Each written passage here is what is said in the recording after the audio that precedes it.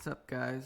So, today I think I'm going to talk about like something that I wasn't expecting initially, but I think now that I think about it, I think a lot of people on carnivore experience this problem, but they don't like realize it at first, and they can like help solve this problem earlier.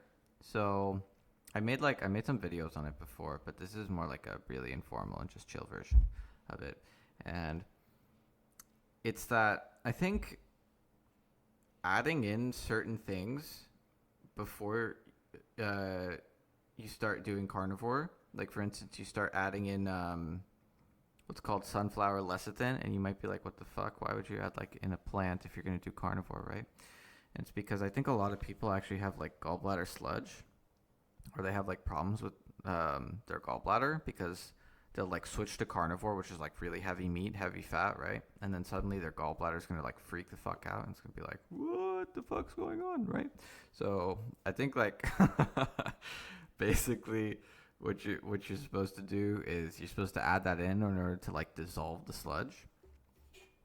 And if you don't, you'll still like experience insanely good results on carnivore, which is like nice, but you won't get all of the results. And the reason is because your body basically won't be able to make any bile, or it'll be able to make bile, but it won't be able to like throw it out into your digestive tract. And then because of that, you won't even be able to digest the fat that you're getting.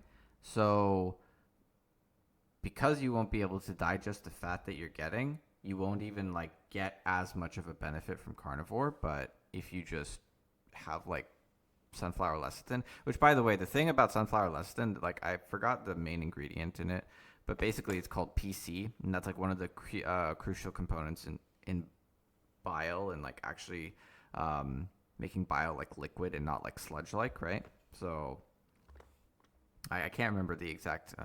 It's like poly something.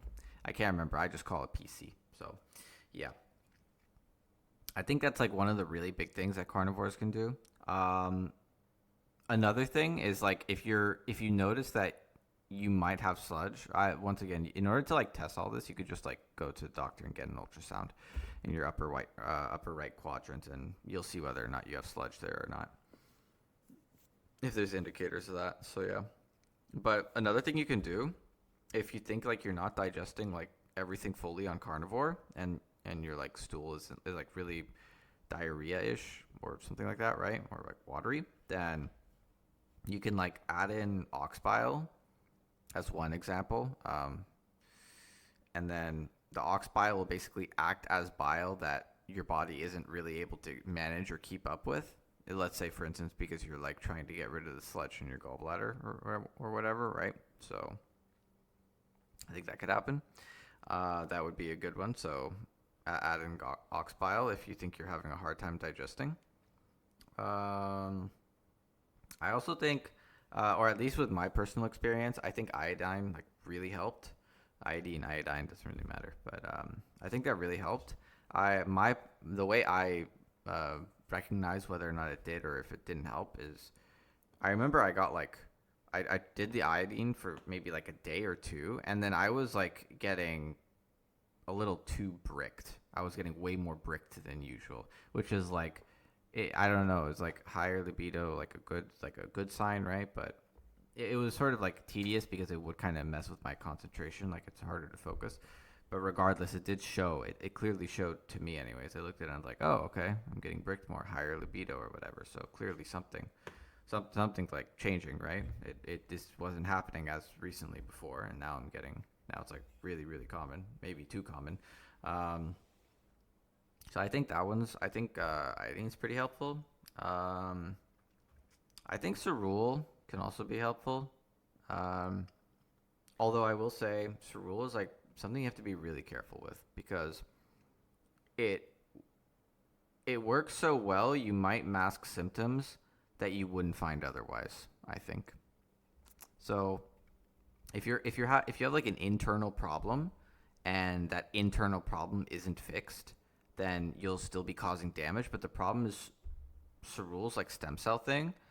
It out heals it from my experience before. Anyways, that's what I think I had when I had like my carnivore blood test thing or whatever. I don't know if you remember that video. It's like a long video, long time ago. And I think about that and I'm like, huh, maybe, just maybe, the cerule was actually solving the gallbladder sludge problem that I was having, because it was healing it was healing everything so fast that I wasn't actually experiencing the same problem. But the second I go off the cerule, suddenly something bad happens again, right? So I think that's like the one problem with cerule. Like, you have to be really careful if you do take it. I think it, in my opinion, works like absolutely amazing. But you have to be really, really careful. Make sure you fix like everything internally. Make sure you fix like the internal problem itself before doing that. Because if you have the same, like for instance with my case with sludge, sludge is not going to be removed using stem cells. You're not going to be able to do that. You need PC specifically. You can't do it using stem cells. Taurine will help a little bit, but it doesn't actually dissolve it. You really do need the PC in order for it to be dissolved. So yeah. Anyways, I thought I'd make a video like that. Yeah, once again, if you guys haven't heard, or if you didn't like watch my last video, I'm going to be making probably a lot more videos that are just more like relaxed and me talking about like ideas or like stuff that comes to my mind. And this one is, this is just like really important things I think that people should like be aware of when they start carnivore. Oh yeah, another one before you start carnivore is, not only do you have to like sort of be careful with the bile thing, you also have to be aware of like your microbiome, because I think a lot of people's microbiome's like super messed up as it is, like really, really messed up. And in order to prevent problem from happening, is you would have to like add in a little bit of whatever you would usually eat, right? Like if you're eating like some plant stuff or whatever, add a little bit of that in, because like the bacteria and stuff, the microbiome basically, right? They'll be like really, really angry at you. You'll sort of notice it because the hunger, I think you'll get like really strong hunger signals, because I remember that was like a really common thing when I was on carnivore. I get like really, really damn strong, like super, super strong hunger signals. I'll be like, oh my fucking God, Jesus Christ, I'm hungry, I want to eat, right? And then now on carnivore, like the hunger signal isn't actually like the same kind of hunger signal. It's not like hunger. It's it feels like a blip.